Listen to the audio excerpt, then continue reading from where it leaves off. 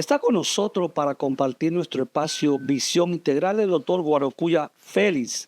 Es economista, miembro del Comité Central del Partido de la Liberación Dominicana, es director de la Dirección General de Impuestos Internos, es superintendente de valores, mucho ex, y es gerente general del Banco de Desarrollo Bandex. Uy, sí, mucho es porque también fui director de planificación. Director de planificación, exacto, sí. su secretario de planificación. Lo que eso quiere decir es que uno reencarna muchas vidas.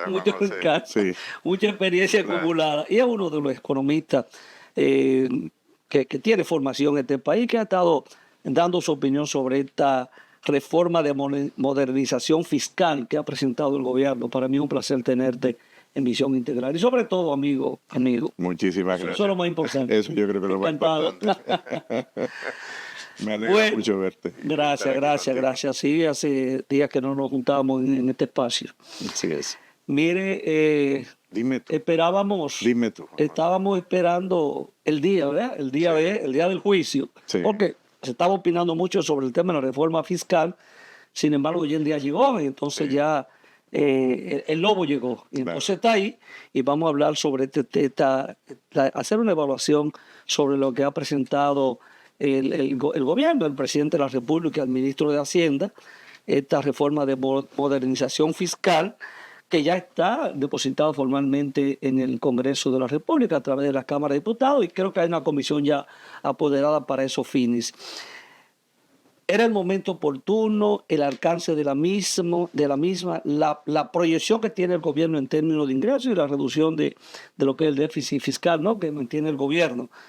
Los diferentes aspectos de esta reforma, ¿cómo usted evalúa así en sentido general para que vayamos entonces particularizando en estos temas, porque hay mucho por donde cortar? Mira, el Partido de la Liberación Dominicana fijó una posición al respecto. Sí, recientemente Sí, al día siguiente de presentar la reforma. Que lo vi muy rápido. No, porque ya habíamos analizado la parte correspondiente de lo que había presentado el ministro. Hicimos una revisión, evidentemente que seguimos haciendo una revisión más profunda, sobre todo en lo que toca aspectos de la administración.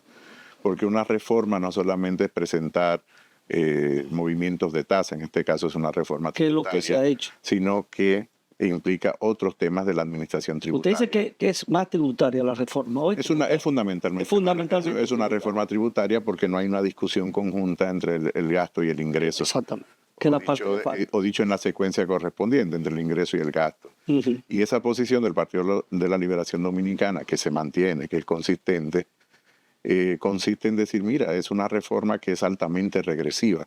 Algunos economistas que han hecho ya las estimaciones, como han dicho, mira, el 73% de los ingresos esperados, los 122 mil millones, entre un 71 y un 73 vendrá de la clase media y la clase más pobre, o sea, los grupos más pobres. Entonces es una reforma en ese sentido altamente regresiva. Hay algunos que han planteado que va a golpear a los ricos, yo no sé cómo lo han planteado, pero lo golpea no, es que básicamente los ricos que van a pagar esta reforma. No, lo paga la clase media y los más pobres, porque los ricos, al ser ricos, tienen la capacidad de poder pagar. Es decir, cuando tú llevas el ITEVIS, que ahora será el IVA, el impuesto al valor agregado, del 0 al 18%. Los que estaban exentos, los productos que estaban exentos, que eran muchos productos. Claro, eso es el 50% en total de las exenciones que se daban del gasto tributario. Déjame decirte que en el Partido de la Liberación Dominicana entendemos que lo que debió de haberse hecho fue enmarcarse dentro de lo que establece la Estrategia Nacional de Desarrollo. Que hubiésemos esperado un diálogo mucho más amplio con las fuerzas políticas y con los agentes económicos. Dice, bueno, había que hacer la reforma, la estamos presentando. Sin ninguna duda. Porque es un gesto de valentía, pero no hay el consenso como debió hacerse, como es mandatorio de la... Siempre el que hace una reforma se puede catalogar de valiente porque siempre tiene un costo político. Las reformas no son neutrales. Exacto. La última reforma comprensiva antes de esta propuesta fue en el 2012, podríamos decir, el presidente Medina, que tuvo un contexto mucho más complicado desde el punto de vista político que el que tiene en este momento el gobierno. Claro, esto es un poco más amplio. Fue mucho... No, aquella reforma fue más amplia. De hecho, esta reforma se monta en muchas de las figuras positivas que se crearon en el 2012. La amplitud de esta reforma está en el IVA. Ese es fundamentalmente. Tú tienes el IVA, eliminar las exenciones que no tienen un efecto fiscal inmediato porque las exenciones estarán hasta el final del periodo que se otorga en el marco de cada ley. En el marco de cada ley específica, de cada sector. Para poner un ejemplo, si el gobierno hubiese estado estudiando y hubiese mantenido un nivel de coherencia importante en la visión que debía de tener para esta reforma, probablemente no hubiese ampliado el plazo del incentivo de la ley de fronteras, como se conoce. Que entonces hay que esperar. Pero, no, perdón, el año antes pasado la amplió a 30 años. A 30 años. Nunca se había dado. Tú tienes que esperar 30 años que tiene la concesión. Para que tenga efecto. Claro, porque tú no puedes, en este caso, hacer retroactivo un derecho adquirido de la empresa que se establece ahí en el marco de esa legislación. O sea, hay que respetarlo. Entonces, eso indica que la coherencia, vamos a ver, entre los estudios y las acciones como que no ha sido muy estrecha. Entonces, digamos que esta reforma es fundamentalmente regresiva. ¿Hay aspectos positivos de la reforma? Sí, hay aspectos positivos. Yo creo que mejora toda la parte correspondiente al régimen simplificado de tributación. Luego habría que ver exactamente cómo se va a administrar, pero eso evidentemente que lo mejora. Mejora la parte correspondiente a los anticipos para las pequeñas. Que eso se estaba reclamando hace mucho tiempo. Claro, y viene con estudios que ya se habían hecho al interno de la Dirección General de Impuestos Internos y del propio Ministerio de Hacienda. Quiere decir, hay aspectos positivos. Ahora, cuando lo pones en una balanza, la regresividad es mayor que los aspectos, digamos, positivos del punto de vista del impacto que tiene en los grupos de menores ingresos. Y la clase media. Sobre todo el grupo medio, la clase media en la que evidentemente paga estos impuestos. Un punto importante. Es verdad que todos los impuestos tipo el ITEVIS o el IVA son regresivos por naturaleza, porque son impuestos directos. Son impuestos directos. Es decir, los impuestos directos tienen ese efecto. O sea, puede mejorar la progresividad, pero a un costo muy alto también para la clase media, la parte correspondiente al IPI, al impuesto a la propiedad inmobiliaria. Ese es un tema muy sensible. Muy sensible. Entonces, como lo ha presentado el gobierno, tú tienes que sumarlo a esa regresividad. Es verdad que te va a mejorar la parte cuando tú estimes de progresividad, pero lo neutraliza el propio IVA. Neutraliza la progresividad que puede existir en un impuesto que entiendo que debe ser revisado en la forma en que lo ha presentado. Además, la de 9 millones de exención, a bajarlo a 5 millones. Bueno, puede hacer una combinación entre tasas y umbrales de exenciones, pero bueno, eso es una propuesta que el gobierno debería de valorar, ¿no verdad? Entonces, el tema fundamental aquí es la regresividad. ¿Tú tienes alternativas? ¿Tienes opciones de política? Por supuesto que tienes opciones de política. Yo quiero suponer, o supongo que el Ministerio de Hacienda lo presenta y el gobierno de esa manera, de 0 a 18, por un tema de lo que entienden de eficiencia administrativa, porque solamente tiene una sola tasa. No tiene, es más fácil. No tiene canastas de es más fácil. Desde el punto de vista administrativo. Desde el punto de vista administrativo es más fácil. Desde el punto de vista de la calidad de vida de la gente. Que te dejan solo 7 productos exentos. Claro, entonces... Y bueno, y algunos productos y insumos agropecuarios. Sí, hay una cantidad de productos. Pero prácticamente. Pero productos de consumo así son de productos de consumo final, la mayoría están grabados. Desde el salón de belleza hasta todo tipo de servicios, incluyendo servicios de un electricista, los servicios. Y cuando tú hablas de los productos agrícolas, claro, eso es un reto de administración. Pero tú no le puedes rehuir al reto de administración que tú tienes, eso es la parte que le corresponde al gobierno, mejorar esa capacidad que tiene que tener la administración para gestionar los impuestos, en detrimento de la equidad y de la progresividad y la capacidad de pago que tienen las personas en República Dominicana. Si lo comparamos con países de la OCDE, de la Organización para la Cooperación y Desarrollo Económico, o países de la Unión Europea, no digo Estados Unidos, no digo Brasil, que está en América Latina, hay algunos países de América Latina que se puede comparar. Los países comparables tienen por lo menos 3 tasas, con alguna excepción, o 4 tasas. No hay exenciones del IVA. Claro, 3 o 4 se establece la tasa cero, que no es la exención. Es decir, yo no lo pongo en exento, sino que lo pongo en tasa cero. Es preferible porque eso te mantiene a ti un mejor registro del punto de vista de la administración tributaria, porque es una tasa.